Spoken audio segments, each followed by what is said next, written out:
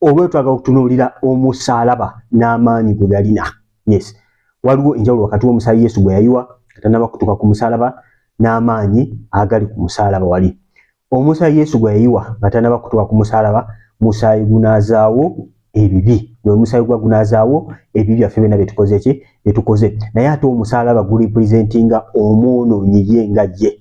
Waliwo enjawulo wakati wa gwe omuntu gw'omwonoonyi n'ebibi byo by'okoze.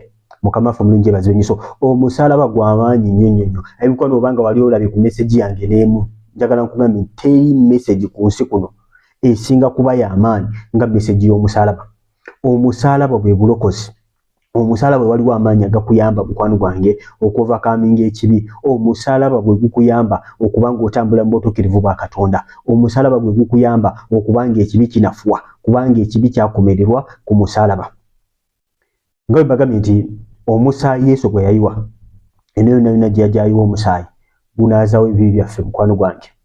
Naye ate ffe nga ffe okusobola okutambulira mu bibala eby'omwoyo omutukuvu, okusobola okutambulira mu butuukirivu bwa Katonda nga bw'abwagala, amaanyi gali wali wennyini ku musalaba. So osaanye okubanga mukwano gwange otegeera n'obikkulibwa amaanyi agali ku musalaba, omusalaba n'ogubikkulibwa. Abe mukwano omusalaba tegunyuma. Omusalaba guliko okunyomebwa. Mukama waffe Yesu yayita mu bingi nga tanaba kutuuka ku musalaba, naye baatuuka okumukomerera, bamukomerera ali weereere wakati mu bantu n'aswala. Kubanga Bayibuli egamba nti akolimiddwa oyo awanikiddwa ku ki? Ku muti. Mukama waffe Yesu yafuuka ekikolimo ku lulwo, yawanikibwa ku muti n'akolimirwa ku lulwo, n'afuuka ekikolimo ku lulwo. Ebintu byonna Yesu bye yayitamu, yabiyitamu lwakubanga nze, yabiyitamu lwakubanga ggwe. So omusalaba gw'amaanyi nnyo mukwano gwange bw'ogubikkulirwa n'otegeera amakulu gaagwo, n'otegeera okubikkulirwa okuli emabega waagwo. Waliwo ekyandiikwa kiri mu Isaaya essula 53. In fact kambasomerewo awo. Waliwo okubikkulirwa kw'amaanyi nnyo. Isaaya 53 lunyiriri tujja kutandikira ku lwokusatu. Bayibuli egambye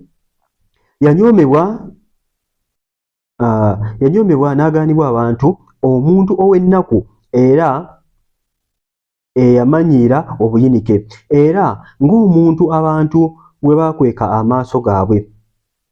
Bwe yanyoomebwa bw'atyo ne tutamuyitamu ka buntu, mazima yeetikka obuyinike bwaffe n'asitula ennaku yaffe. Naye twamulowooza nga yakubibwa n'afumitibwa Katonda n'abonyaabonyezebwa. Naye yafumitibwa olw'okusobya kwaffe, yabetentebwa olw'obutali butuukirivu bwaffe. Okubonyaabonyezebwa kw'emirembe gyaffe kwali ku ye, era emiggo gye gituwonya. Olw'omukaaga, ffenna twabanga endiga, twakyamira buli muntu mu kkubo lye ye, era Mukama atadde ku ye obutali butuukirivu bwaffe. Mukama waffe omulungi yeebazibwe. Nkwano siri musomi mulungi nnyo wa Luganda, naye mpeereza mu Luganda, so nkyayiga mpola mpola Oluganda. Okusobya kwaffe kwali ku ye, obutali butuukirivu bwaffe kwali ku ye. Twamulowooza ng'eyabonyaabonyezebwa Katonda, naye ng'ekituufu kiri nti okusobya kwaffe kwali ku ye. Yali yeetisse obutali butuukirivu bwaffe. Kikulaga nti obusungu bwa Katonda bwali ku ye. Bayibuli egamba twamulowooza ng'omuntu yakola ki? Twali tulowooza nti ebonyo bye byafuna byali bimugwanidde. Mu ndagaano enkadde abaali bakikola, abaali bamutta baali balowooza nti they are doing a service to God. Baali balowooza nti bamusalira musango olw'okubanga yayita mwana wa Katonda. Nga balowooza bamusalira musango, kumbe yali yeetisse obutali butuukirivu bwaffe.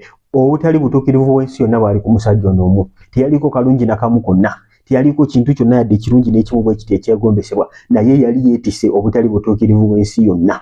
Ebibi byange naawe mukwano gwange Yesu yali yabyetisse, nga n'obusungu bwa Katonda eri ekibi nga buli kwona omusajja Yesu. Mukama Katonda yasumulula sitowa y'obusungu bwe n'agyesa ku Yesu. Nga bw'olaba Sodoma and Gomora Mukama bwe yagikyajinga, nga bwe yasindika omuliro n'azikiriza ekibuga kyonna, nga bwe yasindika amataba ku mulembe gwa Nuuwa n'agyajinga ekibi. Kati obusungu bwa Katonda nga ku mulembe gwa Nuuwa, obusungu bwa Katonda nga bwali ku Sodoma, bwali Mukama Katonda abufuuse ku Yesu. Obulaba Yesu yasaba emirundi 3 ekiro kyonna. In fact yasaba ekiro kyonna ekikompe kino kiba kiyinzika kimugibweko, obusungu bwa Katonda buleme okubeera ku ye. Naye n'asaba n'agamba so singa nze bw'oyagala, so singa nze bwenjagala wabula gwe bwokola ki bweyagala ng'asaba amaanyi nga butuufu obusungu bwa Katonda the wrath of God is very heavy. Obusungu bwa Katonda mukwano gwange tosobola kubusobola. Obusungu bwa Katonda tobuyinza. Twebaza Mukama waffe Yesu yatuyamba okubanga atuwonya obusungu bwa Katonda. Ewatali Yesu ogenda kuyimira maaso ga Katonda. Ewatali Yesu ogenda kusinkana obusungu bwa Katonda. Obusungu bwa Katonda ye Geyeena. Tewali muntu yenna yandiyagadde kubanga agenda mu Geyeena. Tewali muntu yenna yandibadde asaanidde kubanga asinkana obusungu bwa Katonda kubanga Mukama Katonda ateekawo ekisa. Emikwano mulowooza lwaki Mukama Katonda tasobola kutwala butwazi bantu mu ggulu? Olw'ensonga nga bwe nabagambye nti ekibi, sin is a living being. Ekibi kintu kiramu. Kati Mukama waleka omuntu yenna n'agenda mu ggulu n'ekibi kubanga Bayibuli egamba omuntu afa agenda n'ebikolwa bye. Kitegeeza nti Mukama singa akuleka n'ogenda mu ggulu n'ogendayo n'ekibi, eggulu ogenda kulikyafuwaza. Ekibi kirina ddiiningibwa nakyo kuno ku nsi. Singa waliwo engeri endala Mukama gy'ali asobola okusolovingamu ekibi nga tazze kennyini kubanga afiirira abaana b'abantu kyandibadde akola. Ne Bayibuli egamba without blood tewaliiwo without blood there is no forgiveness of sin. Ewatali musaayi tewali kusonyiwa kwa bibi. Kitegeeza Mukama yali yeetaaga omusaayi ogusobola okubanga guholdinga ebibi ensi eno yonna, omusaayi ogutalinaako yadde ppala yadde kantu konna, naye nga mu nsi yonna ffenna twali twagwa olw'ekitiibwa kya Katonda. Ffenna twali twaga nga tusobola kutuuka ku kigero ekyo nga tewali asobola kufiirira mulala, nga ffenna mu maaso ga Katonda tuli bakyamu, nga ffenna omusaayi gwaffe gwa Adamu guli polluted, osobola kuyimira maaso ga Katonda. Ayi mikwano bino ebintu by'obulokozi bino birabanga ebyokusaaga. Naye mu nsi ey'omwoyo kyatwala omutango gw'amaanyi. Mukama waffe Yesu okutusasulira kyatwala saddaaka ey'amaanyi nnyo okulaba nga akugulayo. Okusinziira ku Isaaya essuula ya 5:3 tulabye ng'akyali kyamuwandiikibwako Yesu. Jjukira bino byonna byawandiikibwa nga Yesu tannaba kujja mu ndagaano enkadde, biki byagenda okuyitamu, lwaki agenda kubanga agenda kufa, agenda fiirira abantu, byali byamuwandiikibwako Yesu. Kati bano bonna abaali balowooza nti no bamulwanyisa baali batuukiriza byawandiikibwa. Kyovula Mukama waffe Yesu talina gwe yateekinga ku mutima. Bonna yabasonyiwa lwaki? Baali tebategeera kye bakola. Yesu yagamba kitange basonyiwe kubanga tebamanyi kye bakola. Kati bano Abaruumi abaali nga bamukuba, these Roman soldiers abaali nga bamukuba, nga bamuduulira, nga bayuza ebyambalo bye, nga bamufugira amalusu, bamumaanya ebirevu, bamutikira engule ey'amaggwa, ani akukubye esimaya biki, byonna baali nga bakola byonna baali batuukiriza byawandiikibwa. Era abantu abo bonna singa beenenya mu maaso ga Katonda baali bakusonyiyibwa. Yesu obusungu bwa Katonda bwali ku ye. Bano Abaruumi bonna bye baakola bwali busungu bwa Katonda kubanga yali yeetisse obutali butuukirivu bw'ensi eno yonna. Kati abamu muyinza okubeera n'ogamba abasirikale bano baali babi nnyo, abatta Yesu baali babi nnyo, bano Abafalisaayo kale bantu babi nnyo. Yes, baali bantu babi naye baali batuukiriza byawandiikibwa. Kyova olaba Yesu yagamba kitange basonyiwe kubanga tebamanyi kye bakola. Baali balina okutuukiriza ebyawandiikibwa. Yuda yennyini eyatunda Yesu eyamulyamu olukwe. Yesu emirundi mingi yagezaako okulabula Yuda n'amugamba gwe ngenda okukoleza ekitole kino, yagenda okundyamu olukwe. Kale omu ku mmwe abali wano agenda kundyamu olukwe. Yakyogera emirundi egiwererako ddala. Yuda Yesu yamuwuliramu emirembe, yabeeranga naye ng'agezaako okumulabula naye ng'amuwuliramu emirembe kubanga Yuda naye yali alina okuba ng'atuukiriza. Tewali muntu yenna either yali amu Yesu olukwe, either abaamukomerera, abaamukuba emigga, abaamutikira engule y'amaggwa, Yesu gwe yalinako kantu konna ku mutima gwe. Wabula yagamba bugambi kitange basonyiwe kubanga tebamanyi kye bakola. Si lwa kusonyiwa kwokka, olw'ensonga nti baali tebategeera. Singa baali bategeera ebyawandiikibwa, singa baali bategeera nti yeetisse obutali butuukirivu bw'ensi yonna, bandibadde bakibikkulibwa oboolyawo ne beenenya mu maaso ga Katonda. Naye tebategeera kiki kye bakola. Singa baakitegeera nti ono mulokozi gwe baliko, oboolyawo baadiremeredde okutuukiriza omulimu ogwo. Naye amagezi gabe gonna gaali gabikkiddwako nga tebasobola na kutegeera, nga balinga balina ekibavuga naye nga balina okuba nga batuukiza mission eyo. Ab'emikwano singa Yesu teyafa tewandiyingidde eggulu. Obusungu bwa Katonda tewandibusobodde kubanga obusungu bwa Katonda bwali bugutwala mu Geyeena kubanga gw'olina ebibi. Yesu ng'atalina bibi yasasulira obutali butuukirivu bwaffe kubanga obusungu bwa Katonda bwagenda ku ye atalina musango. Bwe yamala okufa n'akka n'agenda mu Geyeena, yagenda okutuuka mu Geyeena nga talina musango n'azuukira bw'atyo n'akola ki? N'ava. Gwe bw'ogenda mu Geyeena olw'okubanga olina omusango mu maaso ga Katonda tosobola kuvaayo. Kyovula mukwano gwange Yesu agamba nze ekkubo n'amazima n'obulamu, teri agenda eri Kitange kujja ng'ayise mu nze. Lwaki? Bw'ogenda mu maaso ga Katonda nga toyise mu Yesu ogenda n'ebikolwa byo. Bw'ogenda maaso ga Katonda nga toyise mu Yesu ogenda n'ebibi byo kubanga tewali musaayi gwa bisolo gusobola kugirawo ddala bibi byo. Bayibuli egamba omusaayi gw'ebisolo gwali tegusobola ddala kugira ebibi by'abaana b'abantu, gwali gubikkako bubise. Naye omusaayi gwa Yesu okola nga Labani gusangulirawo ddala obutali butuukirivu bwaffe. Bayibuli nga begamba nti sirijjukira butali butuukirivu bwammwe. Obutali butuukirivu bwaffe tebujjukira maaso ga Katonda kubanga omusaayi gwa Yesu gubugjeewo. Si lwa kubanga Mukama Katonda tayagala kujjukira, si lwa kubanga Mukama Katonda yeerabira nnyo nedda. Ekibi kyo kisigalawo as long as omusaayi gwa Yesu tegukijjeewo. So omusaayi gwa Yesu mukwano gwange gwe gutunaazaako ebibi, naye ate wali ku musalaba weffe aboononyi wetufunira amaanyi agawangula ekibi, kubanga ekibi kinafuyizibwa ku musalaba. Ekibi kyakomererwa ku musalaba. Abimukwano njagala bategeeza nti sin is a living being. Ekibi kiramu nga gwe bw'oli omulamu, nga gwe bw'olina omwoyo ng'otambula. Ekibi kiramu, ekibi kirya, ekibi kikula.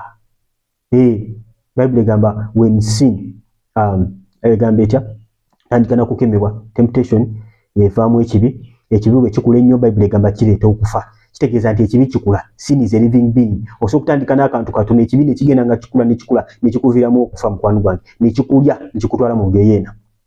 Teweetaaga kugenda mu maaso ga Katonda nga toyina Yesu.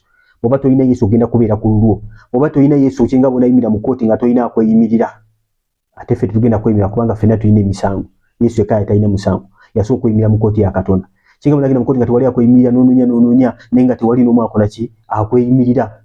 Naye tebw'onayimirira mu kkooti ya Katonda wakola ebibi bingi, naye obanga mukwano gwange waluwaayo mu maaso ga Katonda ne weenenya n'okyuka, ebibyo byonna si nsonga byonna by'okoze, omusaayi gwa Yesu gubinaazawo ne gubijjawo.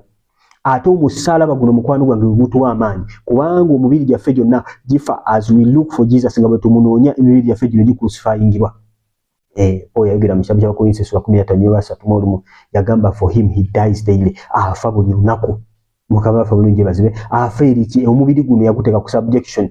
Bwe tugamba mu kitabu kya Luka 2:23 tugamba twetika omusalaba gwaffe buli lunaku. Omusalaba gwa buli lunaku. Omusalaba gwe guluwa kwe kunoonya Yesu yagenda okubanga akutula enjegere. Kwe kunoonya Yesu yagenda okusobozesa okutambula mu butuukirivu Katonda bw'ayagala. Kwe kunoonya Yesu yagenda okubanga anaazawo ebibi byo. Ayi mukwano omusalaba gulina amaanyi. Ku musalaba kwe kuli obusungu bwa Katonda. Mwerabire bano bonna Abaruumi abakomerera Yesu, abakola ki, abamufumita effumu mu mbiriizi, ebina byali birina okubeerawo. Abamu temukimanyi nti n'effumu eryafumitibwa Yesu mu mbiriizi ekkanisa bw'etyo bw'ezaalibwa. Nwadde okimanyi nti Yesu bamufumita effumu mu mbiriizi ekkanisa n'ezaalibwa, kubanga bamufumita effumu mu mbiriizi mwavaamu amazzi ne muvaamu n'omusaayi. Nga bw'olaba Adamu bwe bamwebasa ne bajjamu Eva mu lubiriizi lwe, naffe Yesu bw'atyo bwe yazaala ekkanisa. So bino byonna byali birina okuba nga bimukola ki, bimubaako. Kati mukwano gwange gw'atanaba kukkiriza Yesu simanyi ky'oliko. Waliwo enamba y'essimu eri awo wansi wa screen, osobola okutukubirako mukwano gwange kuba tunaba kukwatula bulokozi. Okukwatula obulokozi tekitwala budde bungi nnyo, tukubirako ne tukwatuza obulokozi, kintu kyangu nnyo kasita obanga mukwano gwange olidde conviction ey'okwenenya okubanga oyagala ekirabo kino eky'obulokozi eky'obwereere nga tuyagala kustandinga busungu bwa Katonda. Obusungu bwa Katonda yegeyeena bimikwano tebwakulimba. Obusungu bwa Katonda toyina kuno ku nsi ogenda kubulabako. Obusungu bwa Katonda obutuufu yegeyeena eri yakana omuliro. Kasita bakusula bwe bati bwe bwete obusungu bwa Katonda. Naye Mukama Katonda ateekawo ekisa okubanga ataasa abantu nga tayagala abantu bagende mukola ki, mukuzikira. Togwanira kugenda mugeena kubanga Mukama waffe yaleeta, kubanga Mukama Katonda yaleeta Yesu okusobola okubanga akola ki, akufiirira. Bw'ogeza bw'oti n'otuuka mugeena kitegeeza nti wagaana ekirabo kya Katonda eky'obulokozi eky'obwereere, oyagala kugenda na butuukirivu obwo. Of course standard yo tesobola kuyitibwa standard ya Katonda. Ab'emikwano waliwo amaanyi agali mu musalaba. Ab'emikwano twalina ebbanja mu maaso ga Katonda lye twali tasobola kusasula. Mukama Katonda n'ajja kennyini n'esasulira ebbanja lye. Ky'obulaba Yesu bwe yali ku musalaba yagamba kiwedde. The debt has been paid. Nava yali ategeeza nti ebbanja eriri wakati wo n'abantu ndisasudde. Era ku musalaba gwe gumu Mukama waffe Yesu asonyiwerako omusajja omu eyali omubbi, akabonero akalaga mukwano gwange nti nno ffe aboononyi twakiseputingiddwa mu maaso ga Katonda. Manyi yakomererwa wakati w'abanyazi babiri, omu yamuduulira, omulala ne yeenenya n'agamba mukwano gwange, Mukama wange onzijukiranga. Yesu n'amugamba ddala kukakasa nti olabeera nange bwakabaka bwa Katonda. N'amukakasa n'amuwa assurance. Kakati mukwano gwange bw'oddira amaaso go n'ogajja ku bintu byonna n'otunuulira omusalaba n'ogamba Mukama, I'm so grateful for the cross, I'm so grateful for the finished work of Jesus Christ. Ekyo Yesu kyakola ku musalaba n'okukaka n'otunuulira omusalaba ogenda kulaba ekisa kya Katonda. Kukakasa ogenda kulaba ekisa kya Katonda. Bw'ojja amaaso go ku bintu byonna n'otunuulira omusalaba n'otunula Yesu kye yakola, manya ogenda kulaba ekisa kya Katonda. Mukama Katonda agenda kukutunuuliza, agenda kukulaga ekisa. Yesu nga bwe yakakasa omubbi oli n'amugamba nkukakasa ddala ogenda kuba nange mu bwakabaka bwa Katonda. Naye mukwano gwange amaaso go bw'ogatunuuliza ku musalaba ogenda kubeera ne Katonda mu bwakabaka bwe. Ogenda kuyimira mu maaso ge nga tolina musango gwonna. Manyi kambanyumizeewo kasitoola kamu. Waliwo omusajja bamuyita Zaakayo Muwooza, mukimanyi, yali tasobola kubanga alaba Yesu n'alinnya omuti agezeeko okulaba Yesu. Bayibuli egamba Zaakayo Muwooza bwe yalinnya omuti, Yesu n'akola ki? Yesu n'alaba Zaakayo Muwooza. Tetulaba nti Zaakayo n'alaba Yesu, oba oliawo yamulaba, naye Yesu n'alaba Zaakayo Muwooza. omuti ogwo gwali gulipresentinga omusalaba mukwano gwange nti mukwano gwange naawe bw'onaalinnya bw'onaajja amaaso go n'ogatunuza ku musalaba Katonda agenda kukulaba bw'onajja amaaso go ku bintu byonna n'ogenda ku musalaba ne weenenya mu maaso ga Katonda n'okaabirira Mukama Katonda ku lw'obutali butuukirivu bwo Mukama Katonda agenda kukyusa amaaso ge agenda kukulaga ekisa Zaakayo yakka n'atuula wamu n'alera wamu ne Yesu yali tagenda mu buli nnyumba ya buli muntu yenna naye yagenda mu ya Zaakayo omuwooza Mukama waffe omulungi yeebazibwe yagenda mu ya Zaakayo omuwooza lwaki kaali kabonero akalaga nti ono Zaakayo alinnye ku musalaba alinnye wakati jjukira Zaakayo yali musajja mumpi egini Bible egamba ffenna twafa ffenna twagwa olw'ekitiibwa kya Katonda we all fell short of God's glory simanya Bible Uganda bwekyogera we all fell short of God's glory kitegeeza ffenna twagwa ku kitiibwa kya Katonda ffenna twakola ki twagwa twalinga Zaakayo Mwoza twali bampi naye bwe tutunula ku musalaba mukwano gwange tubeera perfected olw'ekyo Kamaafi Yesu yakola ki kyakola then okubatiza ne kutubeeranga akabonero akalaga titufiiridde wamu ne Mukama waffe Yesu